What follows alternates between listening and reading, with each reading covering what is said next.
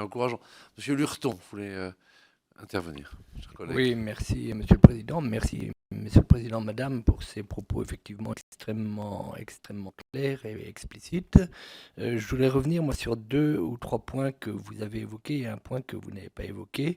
Tout d'abord sur les transports par car, on voit bien effectivement que la création des nouvelles lignes a créé des tarifs extrêmement intéressants, notamment pour les jeunes, a facilité aussi l'emploi dans les sociétés de transport et parfois a permis une valorisation des chauffeurs qui étaient souvent sur des professions intermittentes et qui sont devenus sur des professions à temps plein, parfois salariés. Néanmoins, j'ai un petit peu le sentiment que les tarifs souvent très bas pratiqués empêchent certaines sociétés de s'aligner sur ces tarifs parce qu'elles ont des tailles souvent trop petites et que petit à petit, nous allons nous orienter vers deux ou trois grosses sociétés de transport avec leurs filiales avec lesquelles elles travailleront et la disparition de toutes ces petites sociétés, ce qui peut être quand même assez dommageable. Je parlerai même de concurrence avec le transport par train, parce qu'on arrive à des coûts beaucoup moins importants que les transports, les TER dans nos régions, par exemple, dont les déficits sont financés par les régions. Il ne faudrait pas que les déficits de ce type de transport augmentent trop, faute de quoi les régions devront encore plus combler financièrement. Sur les professions réglementées et le volet tarifaire, vous avez donc parlé la loi parle de rémunération raisonnable et vous nous avez expliqué que vous avez essayé de calculer la rentabilité moyenne de l'ensemble des services vendus. Je m'interroge un petit peu sur ce que peut être cette rentabilité moyenne entre une étude très importante de Paris, par exemple, un personnel très nombreux et une petite étude de province qui a en général que des très petits actes à faire et qui s'en sort avec quelques gros actes parce que on l'a expliqué à maintes reprises, la rentabilité des petits actes n'est pas très importante. Sur les 10%, ça m'amène à vous parler des 10%. Je crains, mais j'ai bien compris que ce que vous avez dit, les actes bloqués parce que les frais paraissaient excessifs quand la rémunération était trop importante par rapport au prix du terrain vendu. Ça, j'ai parfaitement compris que ça pourrait effectivement créer une dynamique pour débloquer certaines ventes qui actuellement ne se font pas sur des espaces forestiers, sur des terres agricoles. J'avais pas tellement perçu cet aspect des choses, mais je trouve effectivement que c'est bien. Néanmoins, je crains aussi que les notaires qui accomplissent ces petits actes et qui n'y trouveront plus aucune rentabilité avec un travail quand même presque aussi important que sur un acte plus important, ne fassent plus ces petits actes dans nos communes rurales. Et alors le troisième point dont je voulais parler, vous avez répondu sur toutes mes questions sur la carte, c'est le point dont vous n'avez pas parlé, c'est la notion du premier arrivé, premier servi, l'horodatage. J'aurais aimé savoir ce que vous en pensez. Merci. Merci, cher collègue. Monsieur le Président, Madame. Merci beaucoup. Alors, sur les autocars, bon, on voit bien que pour séduire les jeunes et aussi d'ailleurs une partie des seniors qui sont plus sensibles au budget transport qu'ils vont dépenser qu'à la durée du transport, on voit bien que là, il y a une nouvelle approche et il faut stimuler la demande de voyage en tarifant à des prix attractifs. Il est clair que voilà, nous sommes dans une phase d'expérimentation où l'on doit marquer le terrain, séduire de nouvelles couches de clientèle, convaincre qu'on peut voyager pour pas cher. J'exclus pas qu'après cette expérimentation, cet apprentissage, les prix se stabilisent peut-être à un autre niveau et peut-être aussi y aura-t-il, comme dans tout effet d'apprentissage ou innovation de rupture, une certaine consolidation qui se fera. Beaucoup expérimentent, saisissent leur chance. Est-ce qu'à terme, il n'y aura pas des rapprochements, des fusions? C'est possible. Nous l'examinerons en tout cas attentivement pour vérifier que ces fusions, ces rachats n'endommagent pas la concurrence. Vous avez évoqué aussi la concurrence entre l'autocar et le train.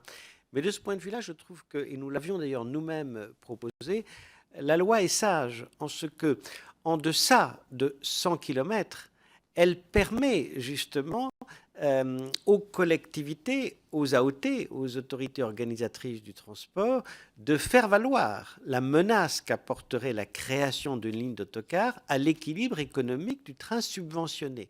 Et la loi, nous l'avions nous-mêmes recommandé, permet aux AOT d'invoquer le risque que la création de la ligne pourrait créer pour la pérennité du TER ou du train d'équilibre subventionné par les collectivités publiques. Et ça me paraît être assez sage parce que ça incite à une certaine rationalisation des investissements. Il serait absurde que, alors qu'un investissement ou un fonctionnement est subventionné, le déficit soit creusé en réalité par une autre activité que nous ne pourrions pas maîtriser. Et donc, la loi instaure, vous le savez, la possibilité pour les AOT d'invoquer la pérennité de la ligne de train subventionnée, et c'est l'ARAFER, le régulateur indépendant, qui arbitre dans un délai contraint en regardant si effectivement, en appliquant ce test économique, c'est-à-dire ce qu'il doit faire, c'est trois choses. Un,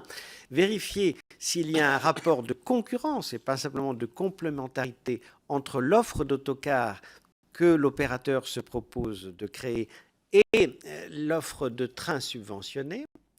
Deux, il doit estimer quel est le risque de transfert de clientèle du train vers l'autocar, compte tenu de ce rapport de concurrence, mais qui doit être point par point et horaire par horaire. Et enfin, troisième étape, vérifier si ce transfert de clientèle et donc du chiffre d'affaires associé à la clientèle qui se transférerait du train vers l'autocar ne va pas menacer l'équilibre économique du train. Et vous avez raison, si ce test était positif, c'est-à-dire s'il y a un risque pour la pérennité de la ligne ferroviaire subventionnée, alors il faut sans doute prendre des précautions pour ne pas ouvrir sans condition la ligne d'autocar, parce qu'une fois qu'on ferme une ligne de train, on ne la rouvre pas. Alors que pour l'autocar, c'est plus flexible. Je dirais, mais un train qui ferme, on sait que même si les conditions économiques changent, il est extrêmement difficile de la réouvrir.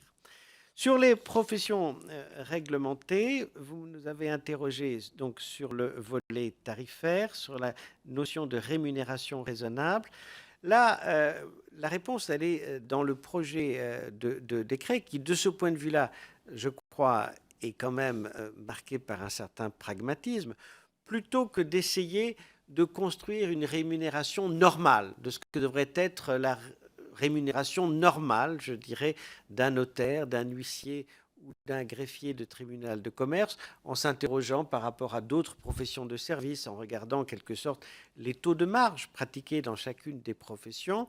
Le choix du pouvoir réglementaire a été de prendre des comparaisons endogènes et donc pas se dire est-ce que les notaires gagnent trop par rapport à d'autres professions comme les médecins, les professionnels de santé, les professionnels du chiffre, etc. Mais de se dire à l'intérieur de la profession, prenons comme référence le taux de résultat moyen dégagé par ceux qui sont les moins efficaces, les moins outillés, puisqu'ils exercent à titre personnel ou dans le cadre de sociétés unipersonnelles. Et ces références est vraiment opposable à chacun des professionnels, puisqu'elle vient de la profession elle-même et garantit que le moins efficace va quand même pouvoir dégager une rémunération raisonnable. Et de ce point de vue-là, il me semble que ce que vous soulignez a été entendu.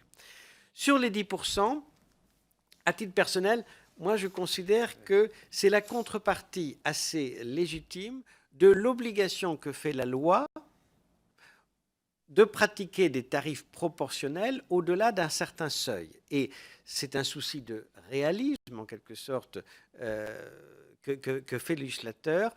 Pourquoi, de l'autre côté, pour les petites transactions, ne pas vérifier qu'effectivement la rémunération perçue ne va pas tout simplement dissuader le client de réaliser un acte qui pourrait aller dans le sens de l'intérêt général. Alors, non, les notaires, monsieur le député, ils ont le devoir d'instrumenter. Donc, ils n'ont pas la capacité, la faculté de refuser une transaction au motif qu'elle ne serait pas rentable. La contrepartie du monopole dont ils jouissent, c'est l'obligation d'instrumenter chaque fois qu'un client s'adresse à eux. Et dès lors que la prestation est sous monopole, ils n'ont pas la possibilité de refuser de la prester. Par contre, moi, il me semble que la vraie réponse est de dire, si nous estimons que ce plafonnement est d'intérêt général pour favoriser des transactions qui autrement ne se feraient pas et qui sont dans l'intérêt commun d'un remembrement forestier ou rural, d'une mobilité foncière que souhaitent certaines communes, alors est-ce qu'il ne faut pas que le plafonnement s'intéresse aussi à la fiscalité qui est perçue sur ces opérations et que finalement le plafonnement soit général, à la fois pour la rémunération du notaire, mais aussi pour les droits d'enregistrement perçus à cette occasion-là. Ce serait peut-être, du point de vue économique, la meilleure réponse. Je termine par votre question qui est très pertinente. Quels vont être les critères une fois qu'une zone sera déclarée ouverte à l'installation de nouveaux offices, de nouvelles études? Quels vont être les critères pour définir dans quel ordre ou dans quel, à l'aide de quelles conditions vont pouvoir être sélectionnés les professionnels candidats? Il me semble que la réponse sera en partie dans le projet de décret que prépare la chancellerie et nous serons a priori consultés sur ce projet de décret. Nous, il nous semble qu'il faut que le système soit le plus impartial possible et que les critères soient les plus objectifs possibles de manière à éviter des discriminations ou des préférences. Il me semble que la chancellerie ne doit pas faire de concours de beauté, en réalité, dès lors que des critères d'ordre public sont remplis, c'est-à-dire d'honorabilité, de surface financière et de diplôme, évidemment, sont remplis. Je ne pense pas que la chancellerie doivent se prononcer sur le business plan ou les perspectives, enfin, ce soit en quelque sorte comme pour le recrutement d'un salarié, en quelque sorte que l'on passe de grands oraux pour savoir si le projet plaît ou ne plaît pas.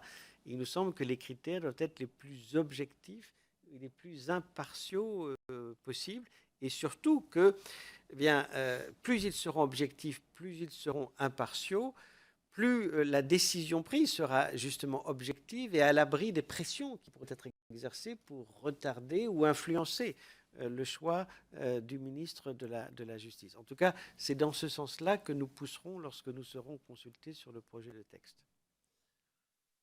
Merci beaucoup, Monsieur le Président.